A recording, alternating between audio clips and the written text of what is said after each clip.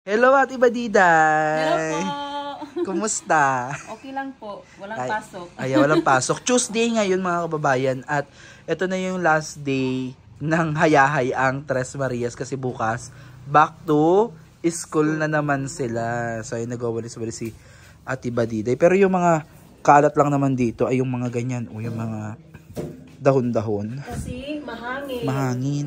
At saka yung likod kasi namin puro bambus. Ayan o. Tapos after niyan ginagawa namin, so, dinadala namin yan doon sa baba. Tapos alam niyo na sa probinsya 'di ba sinisigaan yan, ganun pag mga alas 5, yun na yung gagawin namin. So Ate Badiday, nabasa mo ba yung mga comment? Sa para nababash tayo eh. Oo. Gusto ko lang malaman kasi syempre nung umalis kami dito, 'di ba bago tayo maghiwa-hiwalay ulit nung nakaraan bago umuwi si Tita PB Love. 'Di ba yung kwarto ninyo doon na kayo sa taas? Opo. Okay, pagkabalik naman namin ngayon, nagulat kami nasa baba na kayo ni Marjorie at si Kumaring Irene ay naiwan doon sa kabilang kwarto sa taas. Ano ba ang nangyari?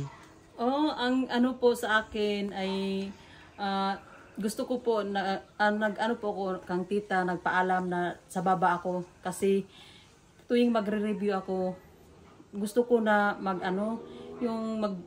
tuwing magre-review na ako lang, walang madidisturbo. Kasi kung doon naman, 3 kami sa isang kwarto, kung meron din siyang i-review yung kasama ko, at least, hindi ako makarinig, parang, ako. Yung kumbaga makafocus ka sa ginagawa Opo, mo. yan. Gusto ko yung mag-focus sa pag-aaral ko kasi ang dami kong, pag madaling araw, marami na akong So nahihiya ka din kasi sa mga kasama mo na natutulog pa, ikaw naggising na, nagre-review na. Opo. At sinama ko naman si Marjorie kasi wala akong kasama doon sa baba. Kaya kung mag-review din si Marjorie doon sa silid at sako sa labas ako kasi marami namang maraming mesa. May mesa naman sa labas at saka doon sa kainan. Kaya sa akin, mas comfortable ako doon sa baba. Pero marami namang doon sa taas, maraming kwarto doon. Kaya dito ako sa baba. Nagustuhan ko dito sa baba. Para Kasi baka may iniisip nila na kayo ay binukod. 'Di ba? Pero hindi. Kayo ay malayang makapamili kung saan kayo gustong magkwarto. Wala namang nakatira sa taas. Ako lang po ang gusto kasi gusto ko na pag gising ko, nandyan na yung mga nandyan na yung kusina. Kung bababa pa ako kasi na. At saka total meron din namang CR dito sa baba. Meron na so din. very comfortable ka naman doon sa naging decision mo. Opo, kasi kung paglabas ako may mesa din dito rin ako minsan magre-review. Ayun. So regarding naman doon sa binili nating folding bed, actually folding bed mga kababayan, si Tita PB Love po yung nagsabi sa akin na bumili ng folding bed. Okay. So yung folding bed po na yun, hindi naman naming intention na kung kawawain si Marjorie or what. Kasi nabasa mo yung mga comment, bakit daw folding bed daw yung ibinili sa kanya. Mga kababayan, dapat maging grateful po tayo sa binibigay sa atin at kung ano natatanggap natin. Regardless kung maliit man yan o malaki.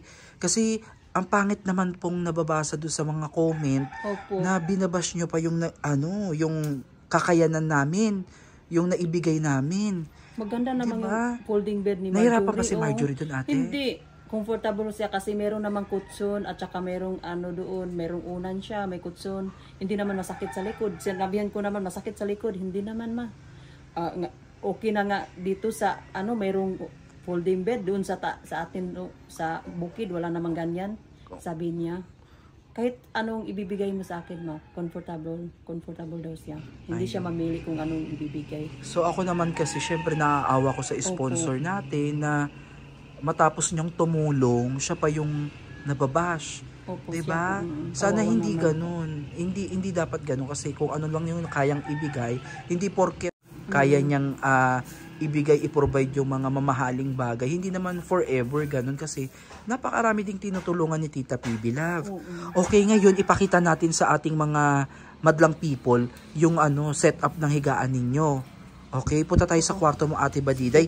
Itabi muna natin yung kasi para at least 'di ba makita nila na maayos talaga si Marjorie. Ay, pasok tayo sa loob ng bahay. Hi Kuya Wansho. Ang ginagawa mo? Ha? Ano ginagawa mo? Nakagano ng comment dito. Ay, nagbabasa ka ng mga comment. Ay, yung... Oo, siya muna sa business namin. So, ito po yung kwarto nila Marjorie. Ano ginagawa mo, Marjorie? Papasok ako, Basa-basa ka? Ay, kasi may pasok na bukas. Okay, Marjorie, tatanungin kita. Kasi ang daming nagko-comment. Nabasa mo ba yung mga comment nila? Medyo kasi nasaktan si Tita PB Love. Okay, kasi ang sasakit ng mga sinasabi ng ibang mga comments, yung mga taong nakapanood ng video natin yung pagkabili ko nito. Although, ako naman din yung inaano nila, ako din naman yung binabash nila. Pero syempre, sa likod ko, si Tita PB Love. 'Di ba? Hindi ko naman si Tita PB Love kasi to mga kababayan yung nagpabili ng ng folding bed sa akin. Nagtanong siya sa akin kung meron bang folding bed sa Bangged. Kaya sabi ko, bukas na bukas bibili din ako. Kaya ayan po yung binili ko. Ako naman po ay sumusunod lamang po. At again, kung ano po ang naibigay at nakayanan ng sponsor natin, sana maging grateful, no? Kasi nagagalit sila na dyan ka daw natutulog. O ngayon, explain natin sa kanila, nahihirapan ka ba sa posisyon mo dyan? Hindi naman po. Comfortable lang po ako matulog dito. Okay. At maganda din siya. Kasi Hindi ba masakit yung likod mo? hindi naman po kasi meron pong ito. Ah, may foam. At ito din. Okay. So, ayun yung sinasabi sa akin ni Ate Badiday kasi nung huli, yung nilatag namin, to yung sinukat nga namin dito sa kwarto. Di ba maalala nyo na dito natin siya nilatag. So ngayon, ginawa namin ng paraan para magkasya. So sinagad namin yung itong cabinet na luma dun sa sa pader para maipasok namin ito. Ayan. So ngayon, na siya, parang magiging stationary na ngayon yung foam. Ito yung foam na nilagay ni Marjorie. Malambot naman oh. Malambot yun. Malambot Oo, So, komportable ka talaga dito. Yung totoo, komportable ka naman. Tapos, isa pa kayong electric fan. Oo, diba? Kasi yun yung mahirap, Ate Badiday, kasi nababash nga. Oo. At saka marami nga nagtatanong bakit nilipat daw kayo ng ibang kwarto. Kasi gusto ko na makakonsentrate sa pag-aaral kasi kung ayaw kong makadisturbo sa mga mga kasama. Lalabas nga ako doon sa table. Ako lang yung mag-isa doon sa yung table. So, ito yung sinasabi ni Ate Badiday, mga kababayan. Dito po siya nag-aaral kapag madaling araw. Pwede naman din doon. Ayan, doon kasi kami kumakain sa kabila. Tapos dito, most of the time, kapag madaling araw, dito nag-aaral si Ate Badiday kasi ito lang po yung kwarto nila. Andito din po yung CR. Ayan. So, yun po yung reason ni Ate Badiday kung bakit dito niya pinili magkwarto. Ayan, balik tayo dito sa kwarto. Explain natin. Okay. So, dito naman sa kwarto ninyo, okay naman kayo dito, ate? Okay po dito. Maginhawa naman, hindi mainit. Hindi naman ito masikip. Sa tingin lang siguro nila masikip. Dalawa naman kami dito. Makakagalaw naman ng makakagalaw maayos. naman kami ng maayos. Pagkagabi naman lang dito, matutulog. Pag umaga, wala naman kami dito kasi Papasok sa school. At Saturday, Sunday lang kami dito sa bahay. Ayun. Tapos makikita nyo naman dito mga kababayan, may bintana sila dito. Opo. Sliding window din yan. Ay, natanggal. Natanggal. Sliding window din yan mga kababayan. So kung gusto nila ng fresh air, pwede nilang buksan yan. So may proper ventilation sila dito. Ayan. Ngayon, sabihin nyo baka pasukin sila ng lamok o kung ano insekto. Meron tayo dyan. Meron tayong screen door. Ayan. Para kung ayaw nila mag-electric fan, may natural air lang dito. Tapos may natural light sila dito. So itong folding bed na to mga kababayan, yung mga nagsasabi na hindi naman daw to, heavy duty, hindi naman daw matibay. Depende po yan sa paggamit. 'Di ba? Hindi naman po ako mabigat. Hindi naman mabigat si Marjorie, hindi niya naman tatalunan yan. Tumatalon ka ba dyan? Hindi. O, diba? Kaya dun, kasi inaaway tayo ng mga bashers natin, yung mga lalo na yung mga walang ambag. Yung mga basher po, wag lang kayo masyadong magbabas kasi alam nyo, comfortable po kami sa aming pag-aaral at sa mga namin dito sa bahay ni Tita Pibila. Wala na po kaming problema. At doon nga po sa bukid namin, noon hindi kami maayos na yung pagkatulog namin kasi tagilid yung bahay namin dati. Pero comfortable naman kami doon, di ba? Kasi kahit tagilid na, comfortable pa rin kami. May Pero ano ba kayo doon? Nakakutsyon ba kayo doon? wala. Nakaganyan yung bahay namin kasi yung namin yung Ganito yung ano. oo, nagtagilid yun kasi Ay, oo. Nagbabanig lang kayo. oo, kasi yung bagyo. Na ganyan yung bahay namin dati, yung first namin na bahay. Oo. Hindi ka ba natatakot na baka pag natutulog kayo biglang gumuho? Hindi na lang kasi wala na kaming choice. Wala naming choice kahit natutulog na kami kahit dikit-dikit na lang yung mga namin basta makatulog kami. Dito walang problema po talaga dito sa bahay ni Tita Pibilab. Kahit saan kami matutulog dito. Pwede talaga, free kami kasi kami naman tatlo at sila sir naman is paminsan-minsan lang siya pumupunta dito. Walang malaki naman itong bahay. Two stories naman to, di ba, sir? Pati kasi pati kasi mga kababayan yung paraan ng pagbablog natin, nakukumpara tayo sa Team Davao. Okay? So para dyan sa nag-comment na yon, kilala mo na kung sino ka, kung mapapanood mo man ito. Wala po akong magagawa, okay? Kung ayun po yung pagtingin nyo sa akin, tanggap ko po yun, okay? At hindi naman po sa pilitan na makinig kayo o panoorin nyo ako. Kung narinig nyo na yung boses ko sa umpisa pala ng video, skip mo na agad para hindi ka na ma-stress. Ayoko naman maging maging stressful ka sa akin, sa panonood sa akin at wala ka ng ibang i-comment kundi ang ipagkumpara ang mga tao. Never akong magiging si Sir Paul, never akong magiging si Kuya Eli, never akong magiging si Madam Yula, never akong magiging katulad ni Peter Paul kasi ako ay ako, okay? Ako ginagawa ko lang mga kababayan kung sino ako. Yun lang yung pinapakita ko kung sino ako ngayon, whether you like it or not. Kung mahal nyo, kung mag-i-stay kayo, iintindihin nyo. Kung ngayon, lahat ng aalis, lahat ng hindi makakaunawa sa akin, that's totally fine. Okay? Kasi ayoko naman na ipiplease kayong lahat para lang mag-stay sa akin. No, hindi ko gagawin yun.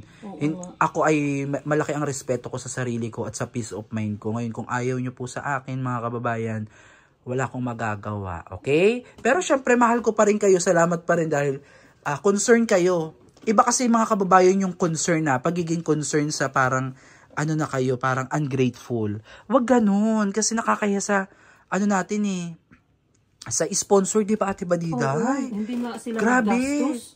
Dapat mag-sponsor kayo kung ganyan kayo, di ba? Kaya nga, alam mo yung mga nag-i-sponsor, yung mga nagbibigay ng tulong, wala silang sinasabi. Dapat magbili sila ng kung gusto nyo, kung gusto nyo makialam, tulungan nyo si Tita Pibila, di ba? Pwede kayong kang Marjorie, mag-sponsor sa kanya, kung pwede, di ba? Malaking tulong na yan. Di ba Marjorie, sabihin mo nga sa kanila. Kasi baka sabihin nila gawa-gawa ko lang. At sa'yo bang gagaling? O diba, sabihin mo na lang sa kanila, stop nyo na po yung bashing.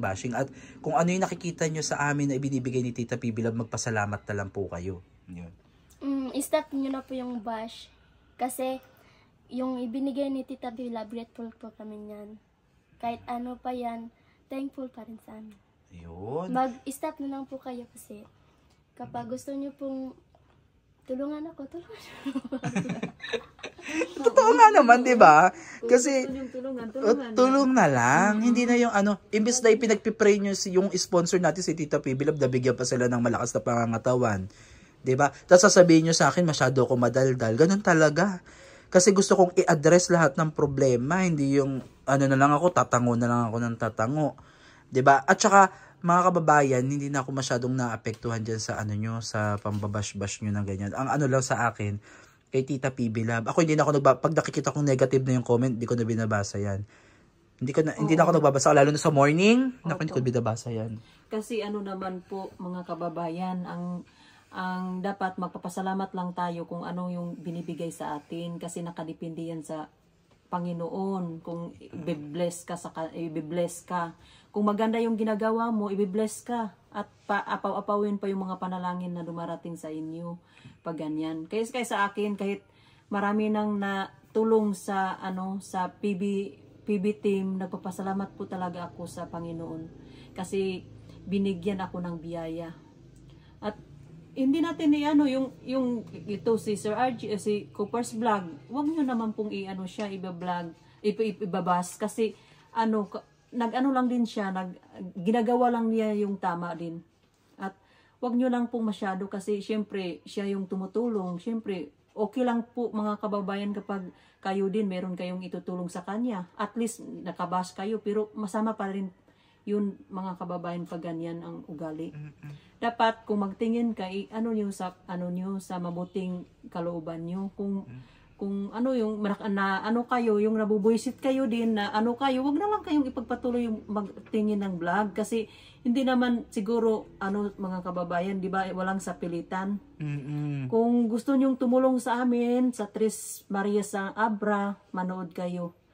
Po tita, relax lang po yung mga kalooban mo dyan at isipan at manalangin ka ng Panginoon, yung mga taong nagbabasa sa channel mo at maanuhan din sila, matauhan din sila.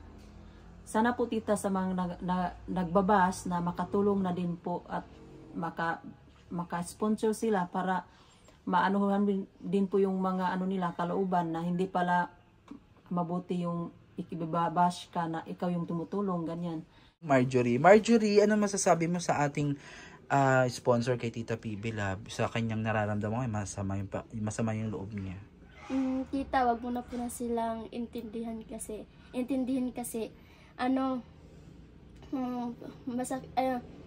maging masakit lang yung utak mo niyan kasi kung papatulan mo sila, kung intindihin mo sila, yung utak mo lang magulo.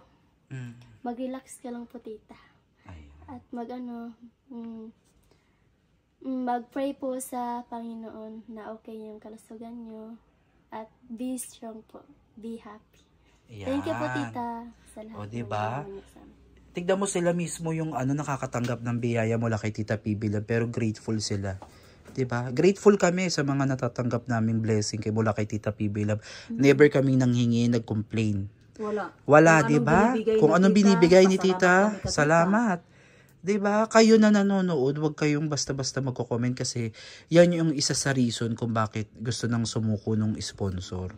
So yung mga kababayan, regarding naman po doon sa issue kaya Romnick, matagal na pong tapos yung issue na yan at sana po ay na natin yan. Kalimutan na po natin yung issue din kasi nakapag-move on na po kami ni Tita PB Love.